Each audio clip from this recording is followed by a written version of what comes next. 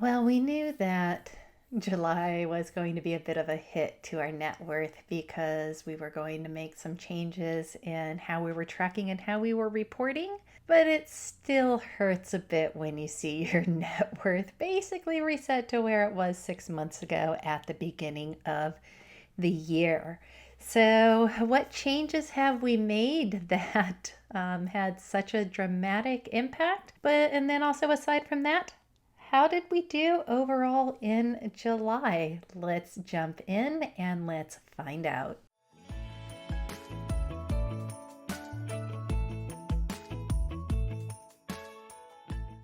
Hello and welcome back to my channel. My name is Erin and I am documenting mine and my husband's journey to complete financial independence. And this means paying off all of our debt, including the mortgage. And who knows, once we hit that point, we might consider early retirement. But we've got a lot of time until we get there. We have a very long journey ahead.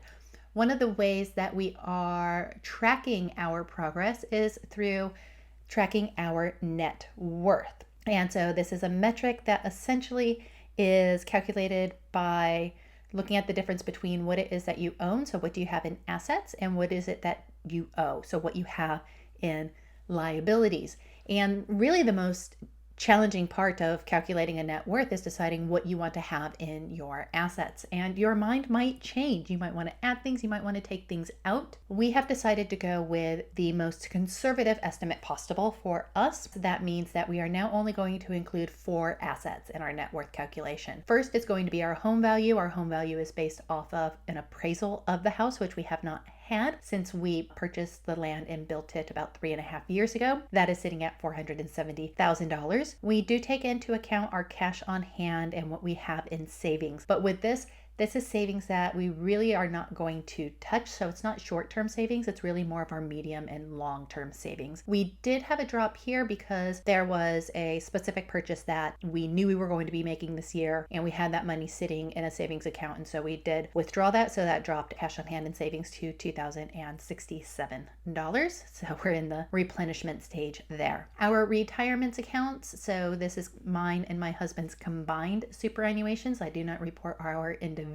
superannuation accounts. That at the end of July was $346,985, so an increase of about $6,000. Our brokerage accounts, so this is external to our retirement accounts, because retirement accounts, we cannot access those until the age of preservation, which in Australia is 60. So we are starting additional brokerage accounts that we would be able to access earlier if we needed to have a bridging account between retiring early and when we can access our superannuations. And we did have an increase in those of about $3,000. So we are up to $3,952. However, what we did decide to do was take out our vehicles, so the value of our vehicles, and I had been slowly decreasing them so that the pain wasn't too much, but decided just to rip off the Band-Aid and drop that down to 0 entirely. We do also have an additional amount of money and such. That was about $25,000, just over $25,000. We decided to remove that one as well, and that's just going to be something that's not used in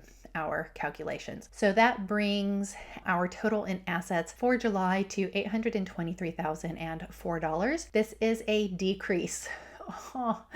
A decrease of $70,659 gives us a year-to-date assets change of negative $39,772, a drop of about 8%, and a decrease of almost 5% for the year. So the numbers don't look particularly good, but they really are an accurate reflection of where we are at, and I like the direction that we are going to be going forward. On a more positive note, our liabilities did have a nice decrease in July.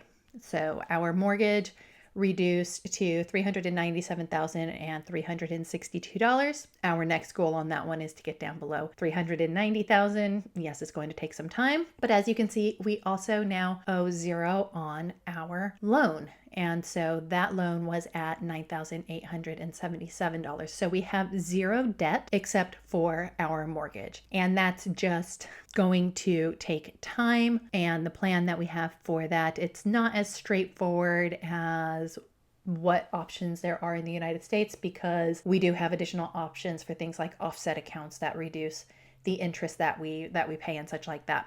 So we're going to be looking at balancing after focusing a bit on investing. But overall, then our total liabilities reduced by over, just over $10,000. So from $408,000 to $397,362. Monthly liabilities change of $11,227, giving us a year-to-date liabilities change of $48,086. That means that we have paid off $48,000 worth of debt between our credit card that we had, our loan, and our mortgage in 7 months, which is absolutely amazing. Really happy with that. Now we want to bump up our savings. So our monthly liabilities change was 2.75%. We've decreased our liabilities by 10.79% for the year.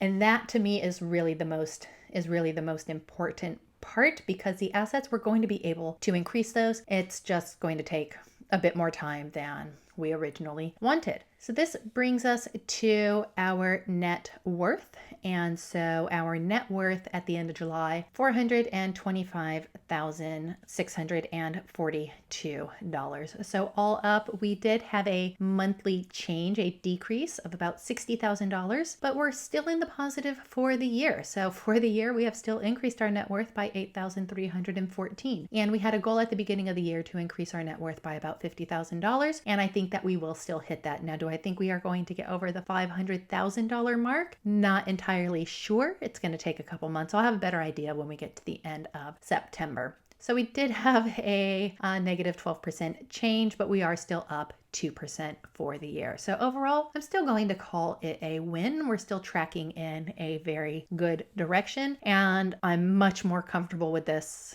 particular calculation being an accurate reflection of where we are at. So I do, of course, also have this depicted in a graph, in a graphical representation. And so you can see that our assets are in light blue, liabilities are in peach, and then our net worth was the upward ticking trend line. It has a bit of a drop just right here, taking us back down. But we can see if we started the year at 417,328, we're restarting at the beginning of August at 419,000. So we're still at least in the 400,000 mark range. And as I said, if we can get 50,000 added to that by the end of the year, I will be happy with that level of progress. What I really like seeing as well is just that this gap between liabilities and assets is getting larger and larger. And I look forward to seeing that continuing to become a wider gap as those liabilities decrease and our assets increase. And only time will tell, but we'll see where we are at the end of August. Wow, end of August already. Crazy. Okay, so that is where we are sitting at with our net worth. And so I have a question, I guess, for you if you have made it this far into the video. And that is, if you calculate your net worth without saying how many different categories, what level of conservativeness do you have in your calculation? Do you go with the most conservative possible estimate, or are you a bit more lenient, kind of loosey, where you have a lot of other assets that are in there? Because we really did go back and forth and had a lot of discussions on making this decision and flopping, should we do it? Should we not do it? Should we do it? Should we not do it? Before we finally said, yes, okay, we're going to do it, and let's just pull the trigger and go full on into the deep end. And if you are tracking your net worth, how are you going? Are you making good progress? Did you set goals at the beginning of the year for how much you were looking to increase? Did you have a particular percentage that you were looking to increase by, or a particular number to increase by, or a number to hit? Feel free to drop that down in the comments below, as well as if you have any questions, for me on any of the calculations that we have or the decisions that we have made within that. I am pretty transparent when it comes to our finances and our decision-making processes. As I said, I'm just the voice. My husband is very much a very active part of all of this process and all of these decisions as well. He would actually probably be more amusing if he were the one to be doing the videos as compared to me. And if you did make it this far and you did enjoy this video or just want to provide some encouragement to take the sting off of that massive drop, do please give this video a thumbs up. It really does help me out, and it does help my channel out as well. If you want to see if we end up being able to recoup what it was that we knocked out and took out of our calculation, hit that subscribe button and you will be able to see how we go month by month and where we end up at the end of the year, because I guarantee it's going to end a lot better than it looks right now. As always, do please remember to choose kindness, show gratitude, always keep a positive mindset, and I will see you in the next video.